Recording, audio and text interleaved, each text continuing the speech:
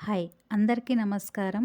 మహాశివరాత్రి పండుగ శుభాకాంక్షలు మీ అందరికీ కూడా ట్రెండింగ్ ఉన్న ఛానల్ తరపున సప్తవర్ణ అభిషేకాలు, శివతత్వంలో కరిగిపోయేటువంటి ఎన్నో పూజలు, జపాలు, నామస్మరణలు ఈ రోజంతా కూడా మనము ఆ శివయ్యను ఎంతో భక్తి శ్రద్ధలతో పూజించిన, నామస్మరణ చేసిన మనకు ఎంతో మంచిది. ఈ రోజంతా ఉపవాసాలు, జాగరణలు చేసి మహాశివుణ్ణి మనము ఎంతో భక్తి శ్రద్ధలతో అందరం కూడా ప్రార్థన చేసుకుందాము. శివుడంటే ఆకాశతత్వం. ఎక్కడైతే మనసు చేసే అన్ని పనులు కరిగిపోతాయో, ఎక్కడ లోతైన మౌనం, స్థిరత్వం మాత్రమే ఉంటాయో ఆ ప్రదేశమే శివుడు. ఈ ప్రదేశం మీరు ఎక్కడ ఉంటే అక్కడే ఉంటుంది. దానిని దర్శించడం కోసం మీరు ఎక్కడికెక్కడికో తీర్థయాత్రలు చేయనవసరం లేదు. మీరు ఉన్న చోట దేవుణ్ణి చూడలేకపోతే వేరే ఎక్కడో చూడడం అనేది సాధ్యం కానే కాదు. మీరు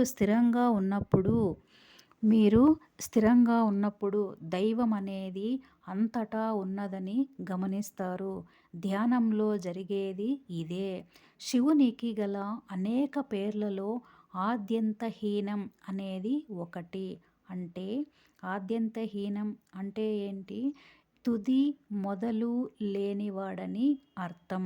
శివుడంటే మెడలో పామును ధరించి ఎక్కడో ఒక దగ్గర కూర్చొని ఉంటాడని మనం అందరం కూడా విశ్వసిస్తాం. కానీ కానే కాదు. ఈ విశ్వమంతా ఎవరిలో జనిస్తున్నదో, ఈ క్షణంలో విశ్వమంతటిని ఎవరు ఆవరించి ఉన్నారో, ఎవరిలో ఈ విశ్వమంతా లయమైపోతున్నదో ఆయనే శివుడు.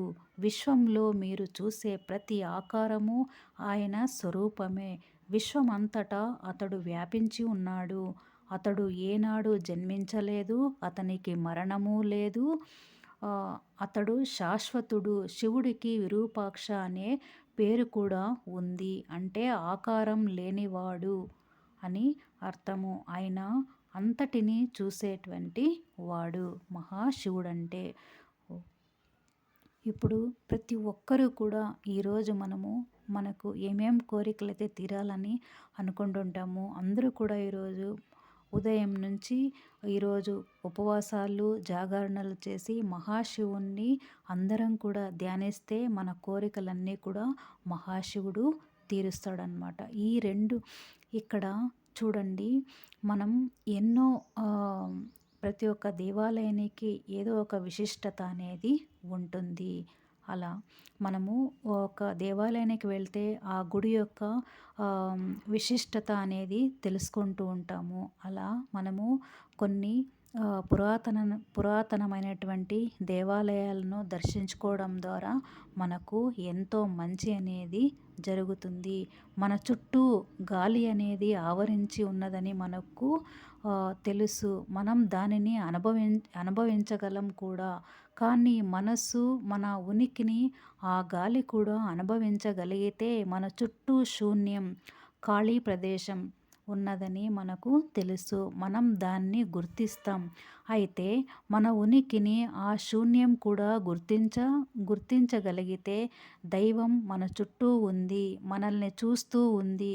చూసేవాడు చూసే విధానము, చూడబడేది ఇలా వివిధ రూపాలలో విలసిల్లే సృష్టిగా చూడబడుతున్నది.